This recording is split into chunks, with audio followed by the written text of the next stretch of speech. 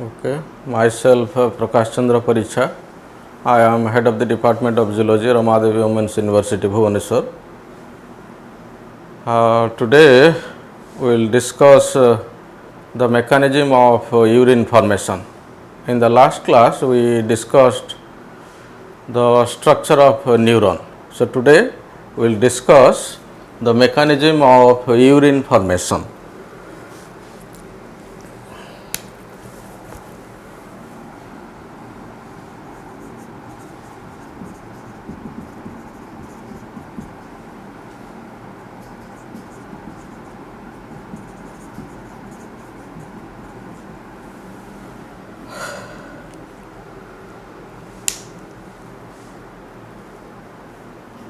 Urine formation occurs in the kidney, in the uriniferous tubules or nephrons.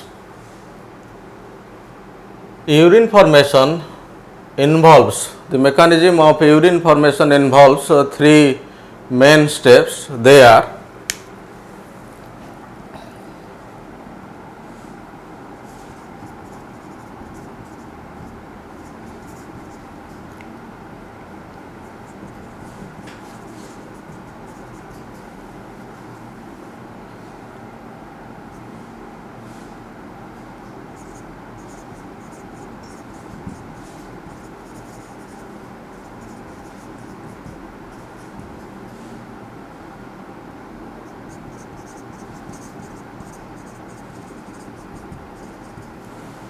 so these are the three steps of urine formation. The steps are: first there is glomerular filtration, second is selective reabsorption, and the third process is tubular secretion. So we will begin with glomerular filtration. As the name suggests, this first step involves filtration and it occurs in the glomerulus. That's why it is known as glomerular filtration. Basically it is filtration under pressure.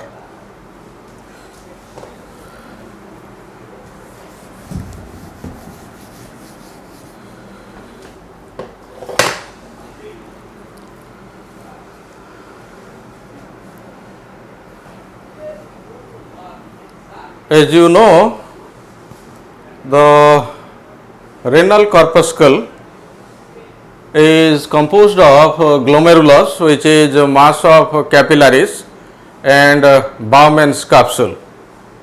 In this renal corpuscle, this process, the filtration process occurs.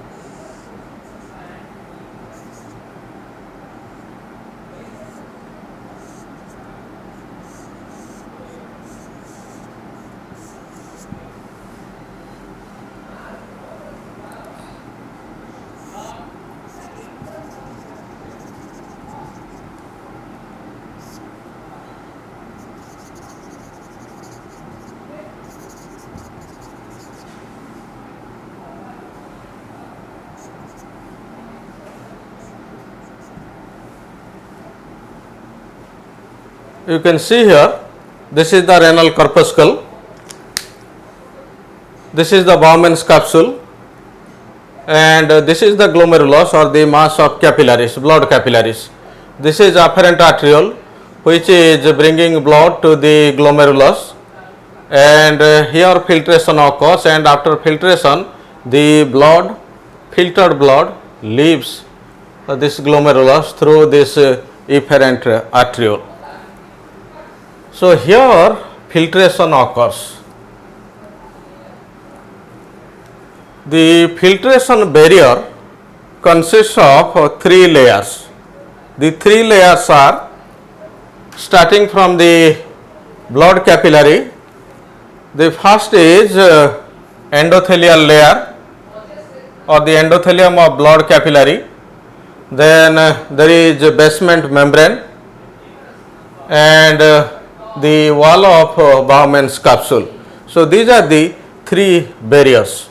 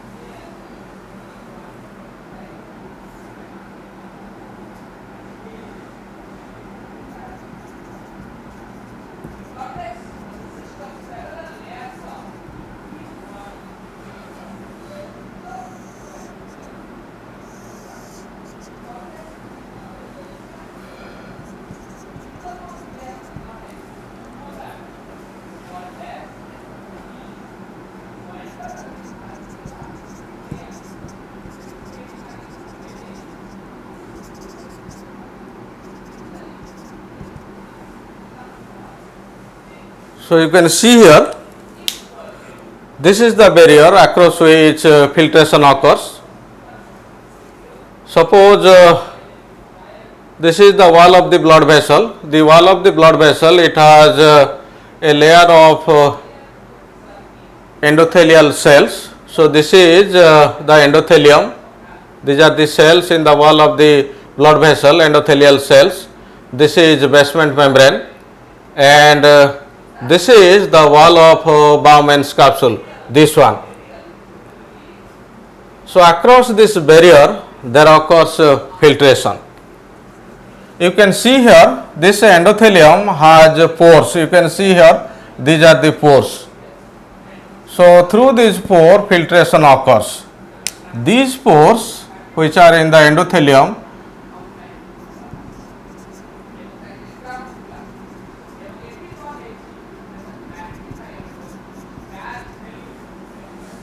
the pores which are present in the endothelium, they are of this diameter, 0.07 micrometer to 0.1 micrometer. Micrometer, also known as micron. As you might be knowing, 1 micrometer is 10 to the power minus 6 meter. Then this is the basement membrane. This basement membrane is non-cellular. It is composed of fibers, including collagen fibers. In the basement membrane there are collagen fibers, and through the pores which are present in this basement membrane, filtration occurs. Very fine pores are present in the basement membrane. Then this is the wall of the Bowman's capsule.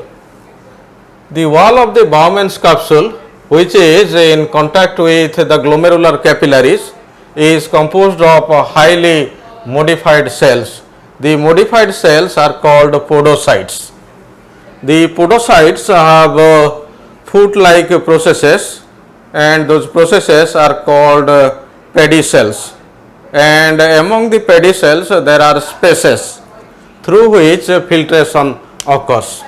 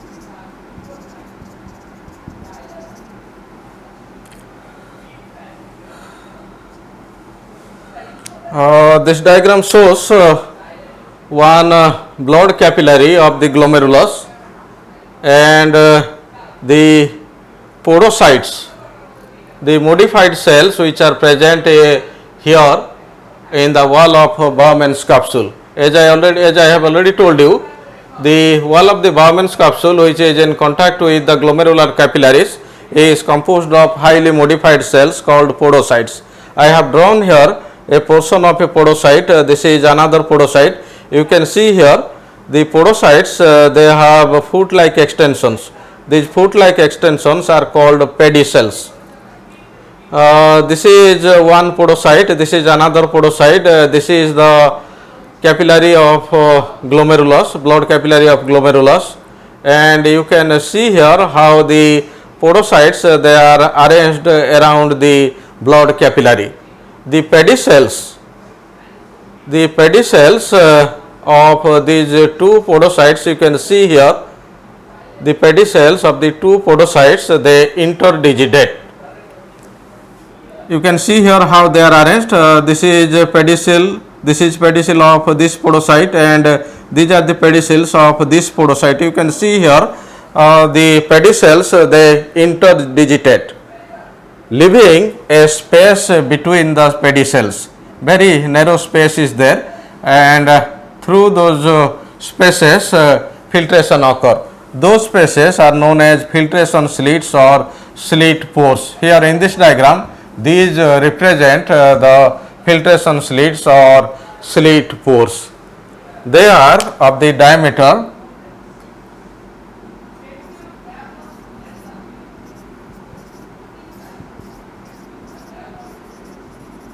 this is their diameter.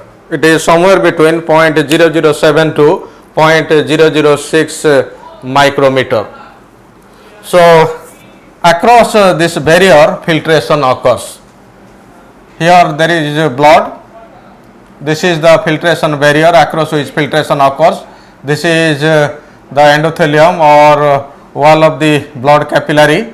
This is basement membrane. As you might be knowing, the endothelial cells they rest on this basement membrane, and this is the layer of podocytes, and where the filtration slits or slit pores are present. You can see here these arrows, they represent how filtration occurs across the barrier. The main barrier to filtration is this basement membrane, which is acellular and composed of fibers.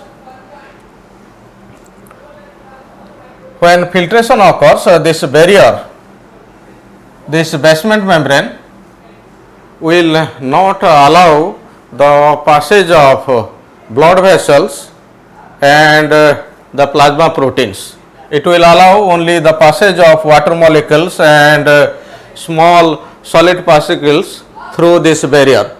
The blood cells and plasma proteins, which are large molecules, they are not allowed to pass through this barrier. So this is how your filtration occurs across this barrier. As I have already told you, this filtration is filtration under pressure. Filtration occurs under pressure. The pressure is blood pressure. Blood is pumped into the kidney by the heart with pressure. Thus, blood comes to the kidney with pressure, and under that pressure filtration occurs.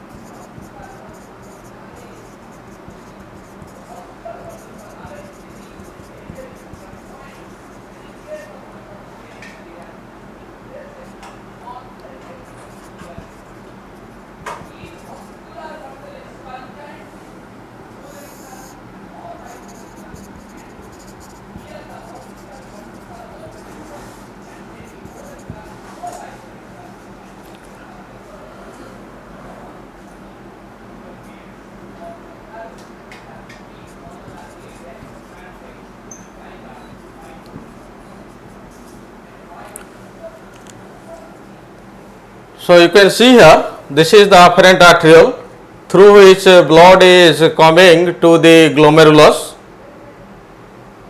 The pressure of blood is known as glomerular blood hydrostatic pressure. It is of the order of 50 millimeters of mercury.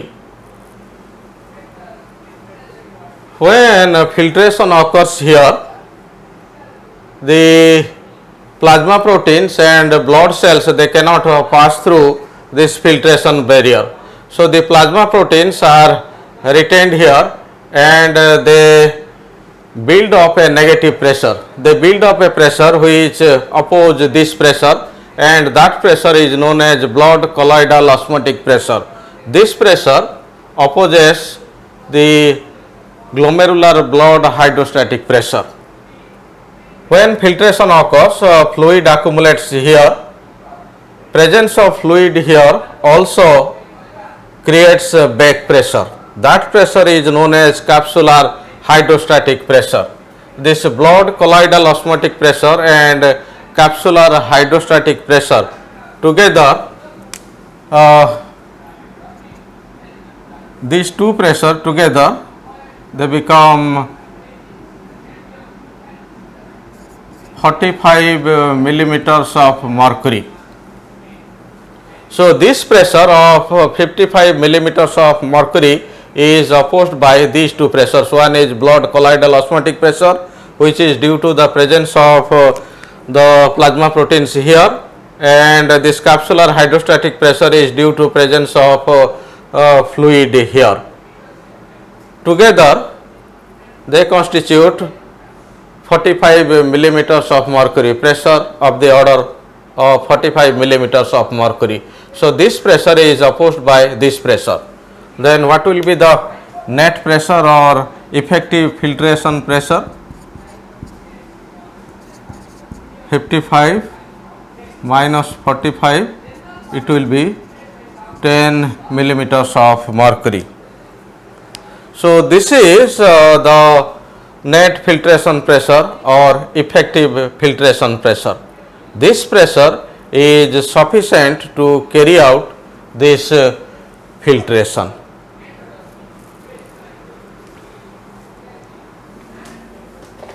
So this was the first step in mechanism of urine formation, that is glomerular filtration.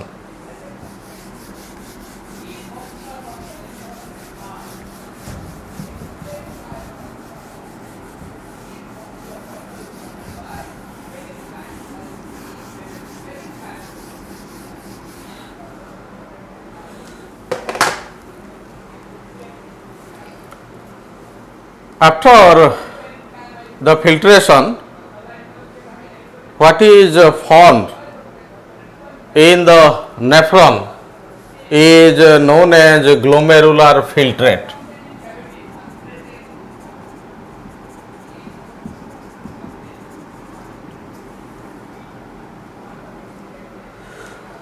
So after filtration, glomerular filtrate accumulates in the cavity of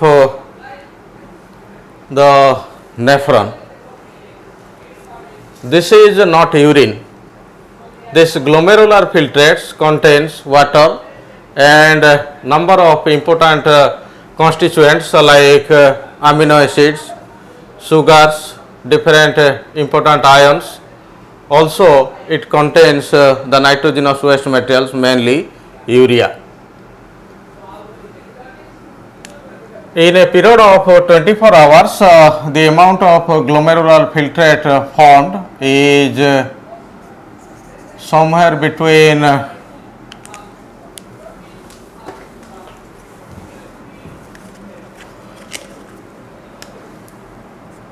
180 liters to 150 liters.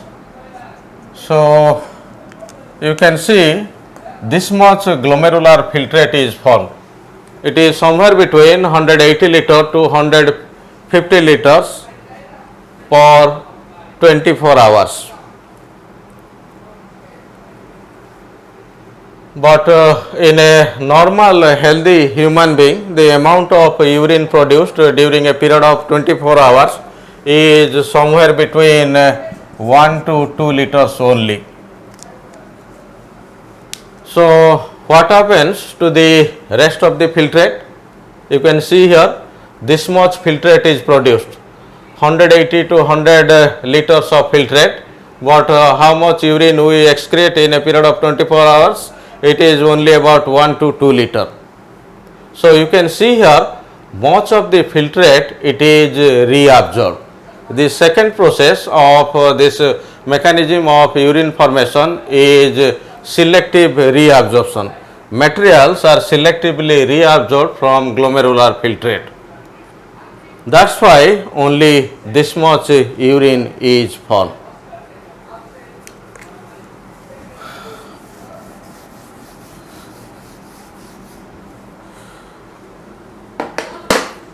As you know, the structure of the uriniferous tubule or nephron, behind the Bowman's capsule, the next part is proximal convoluted tubule.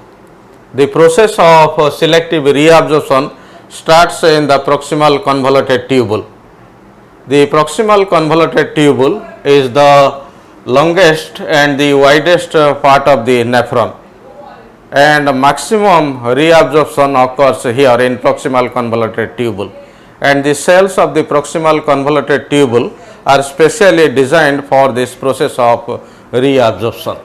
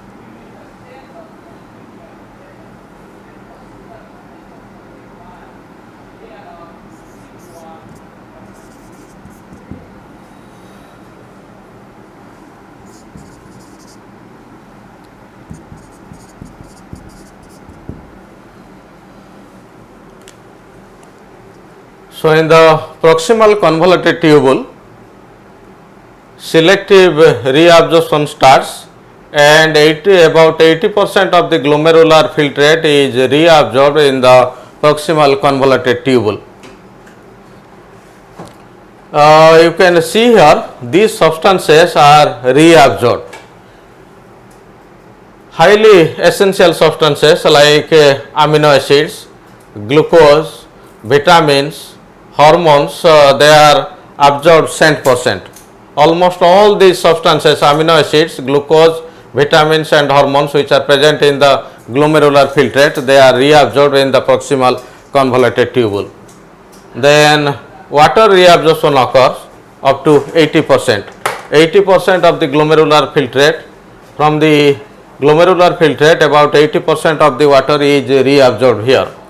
Then these are essential ions, sodium ions, potassium ions, chloride ions, these are absorbed up to 80%. Urea is also reabsorbed here, and reabsorption amount is somewhere between 40 to 50%.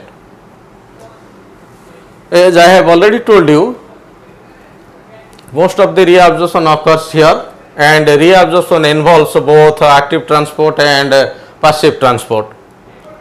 And the cells of the proximal convoluted tubule are designed to facilitate rapid reabsorption.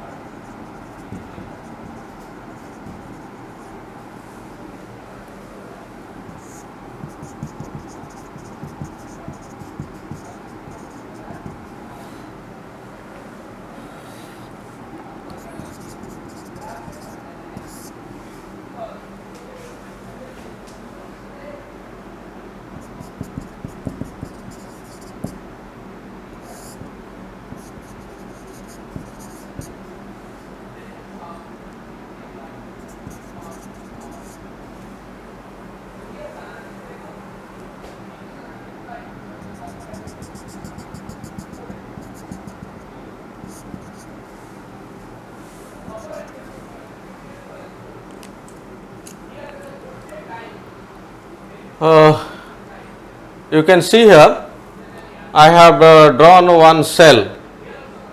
You can see here the cell is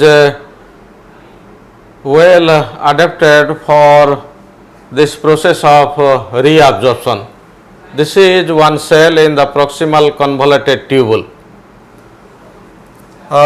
This side faces the lumen of the tubule, and this is the lumen of the tubule where the glomerular filtrate has reached after filtration.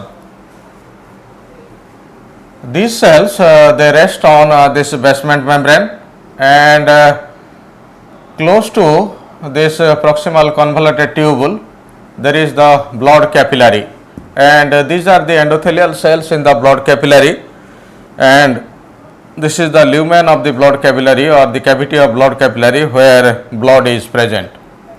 You can see here in the luminal surface or the side of the cell which faces the lumen of the tubule where the glomerular filtrate is present, the cell membrane is folded. It has a number of finger-like projections. These projections are known as microvilli. These microvilli greatly increase the surface area so that rapid absorption can occur. This is the inside of cell. Within the cell nucleus is present, and this is the opposite end. You can see here the opposite end of the cell where the cell membrane is also folded. It is folded forming basal channels. These spaces are known as basal channels, which are filled with tissue fluid or interstitial fluid. These cells they rest on this basement membrane. Here this is a portion of a neighboring cell in the proximal convoluted tubule. You can see here between two adjacent cells here also there is space. This space and the spaces here in basal channels, so they are filled with interstitial fluid. So from this filtrate which is present here, substances they are absorbed across this cell. The substances they are absorbed into the cell, then from this cell through the basement membrane and the endothelial cell they are returned to the blood of the blood capillary which surrounds the proximal convoluted tubule. Reabsorption occurs both by active transport and by passive transport method.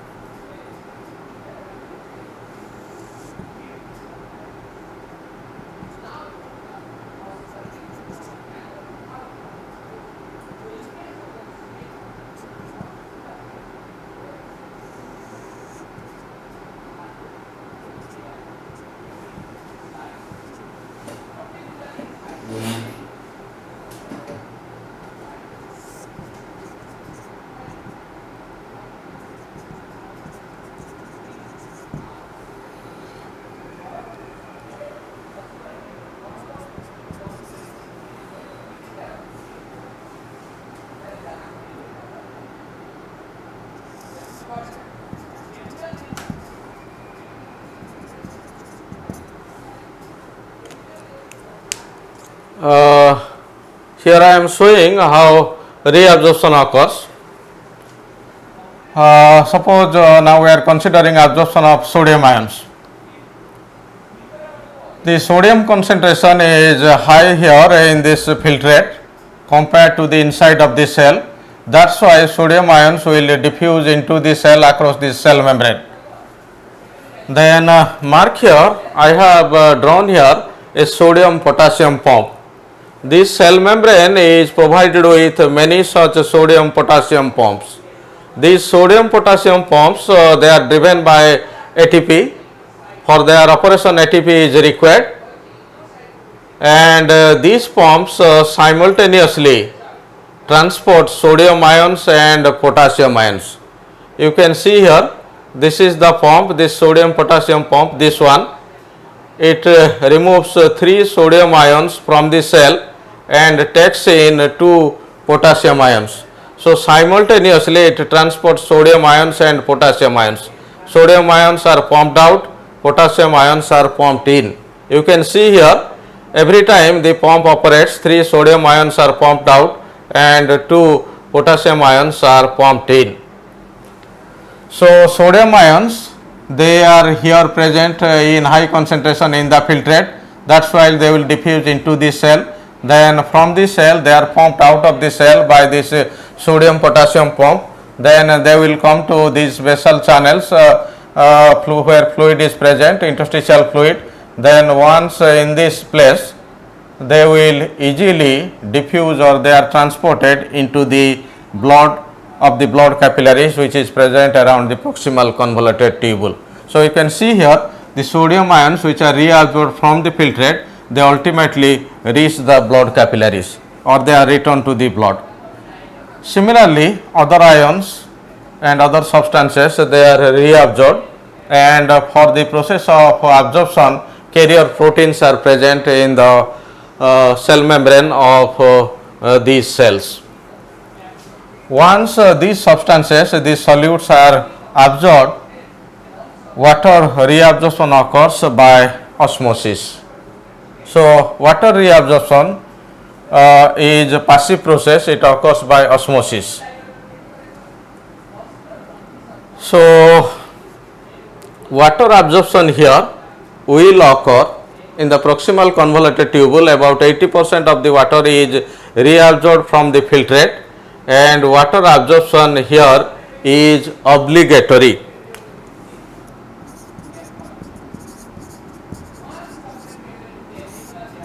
Obligatory means water absorption will occur here irrespective of the requirement of the body.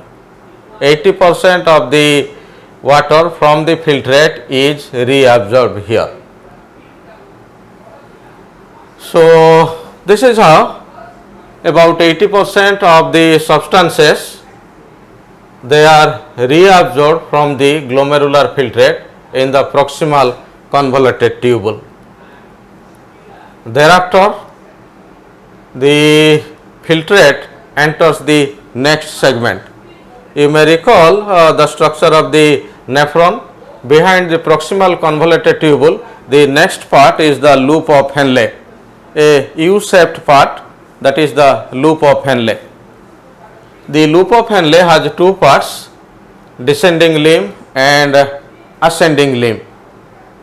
Immediately behind the proximal convoluted tubule is the descending limb of the loop of Henle, which moves from the cortex towards the medulla.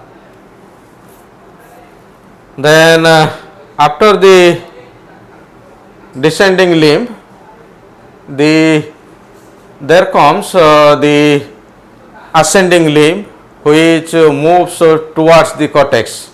That is the ascending limb of loop of Henle. Then it is followed by distal convoluted tubule.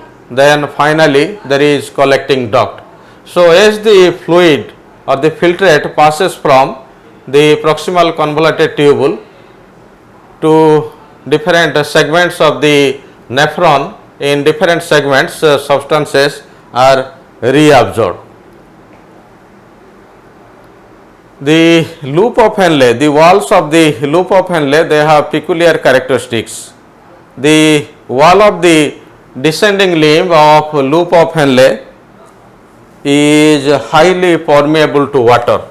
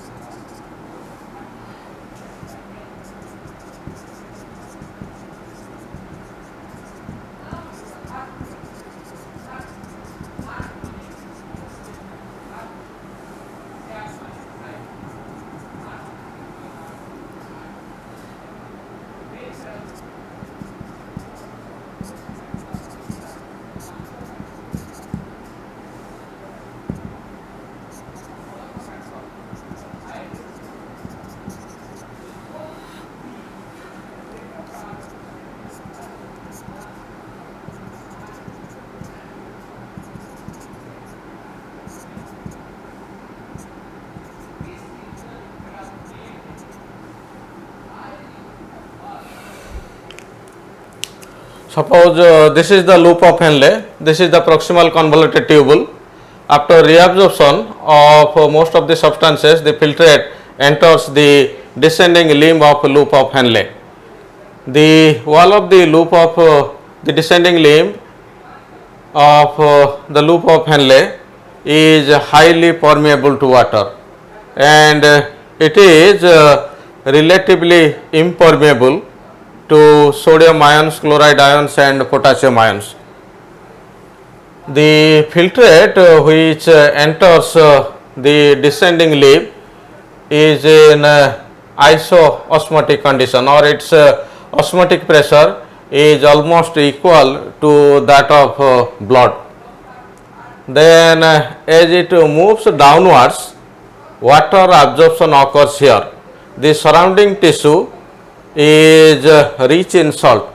The salt concentration in the surrounding tissue fluid is higher.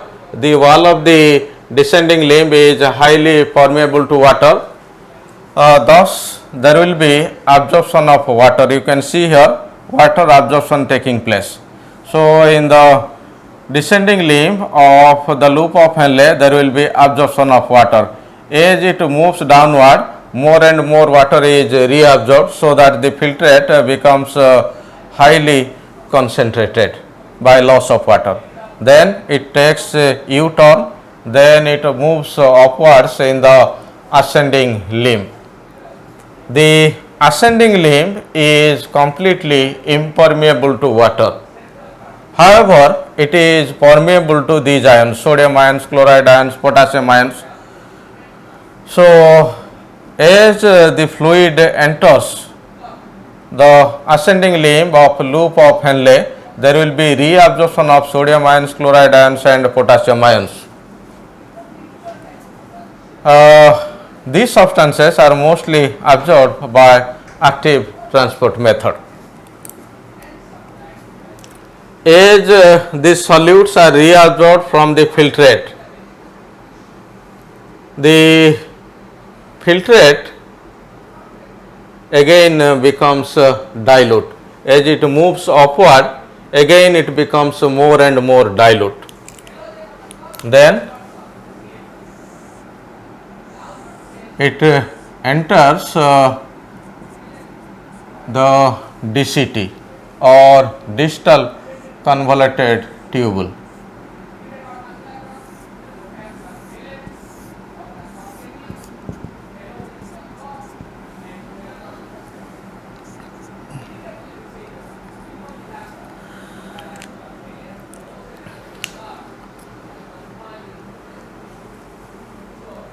In the distal convoluted tubule, there will be absorption of more water.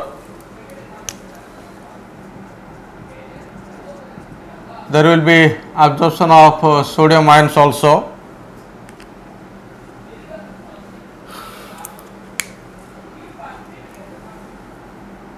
Then as it moves downward in the collecting duct, there will be further absorption of water, and there will be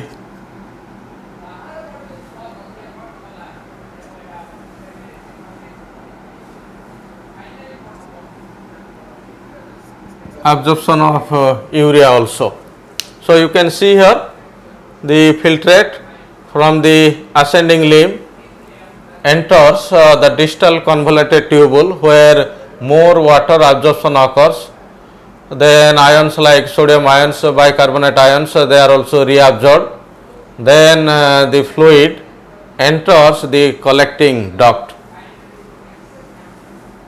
When the filtrate passes down the collecting duct, there will be absorption of more water and there will be absorption of urea also. The absorption of water in the latter part of the distal convoluted tubule and the collecting duct, it occurs under the influence of antidiuretic hormone. Depending on the requirement of the body, there will be water absorption in the distal part of the in the latter part of the distal convoluted tubule and in the collecting duct. So this is how reabsorption of different substances occur from the filtrate as it passes down the different segments of the nephron. So this was the second step in urine formation.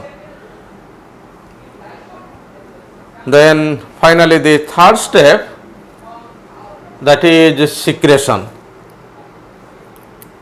During absorption, all the essential substances from the filtrate, they are reabsorbed and returned to the blood. During the process of filtration, certain substances which ought to be removed from the body and which have not been filtered out, they are secreted into different segments of the nephron so that they can be excreted along with urine. Most of the secretion occurs in proximal convoluted tubule. It also occurs in the latter part of the distal convoluted tubule.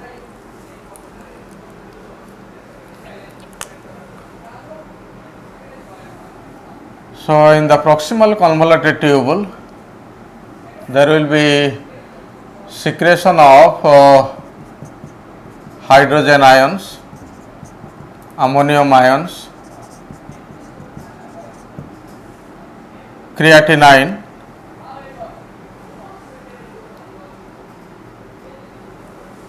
then urea,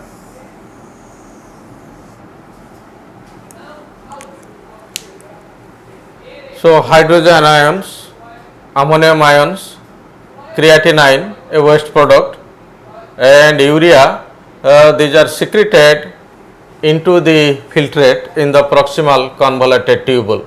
Here also in this part there will be secretion of drugs like say penicillin.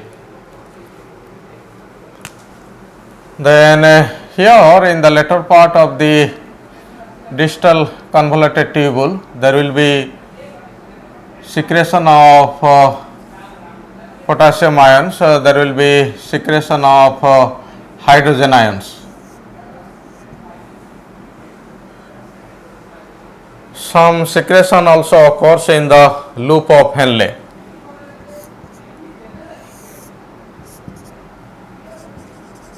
It is urea which is secreted into the loop of Henle.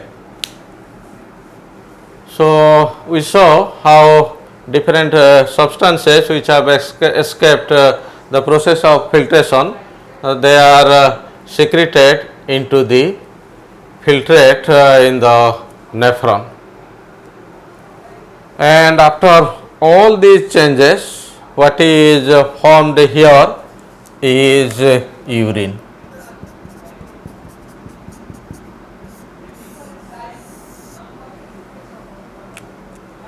So first there will be filtration, then there will be selective reabsorption of the essential substances, then there will be secretion of certain substances. This occurs in different parts of the uriniferous tubules, and after all the changes, the filtrate which comes out of this collecting duct is known as urine. The urine, major part of urine is water. In fact, 96% of urine is water. 2.5% it contains nitrogenous waste, mainly urea, and it may contain, and it will contain 1.5% other substances. So, this is how urine is produced in the uriniferous tubule of the kidney.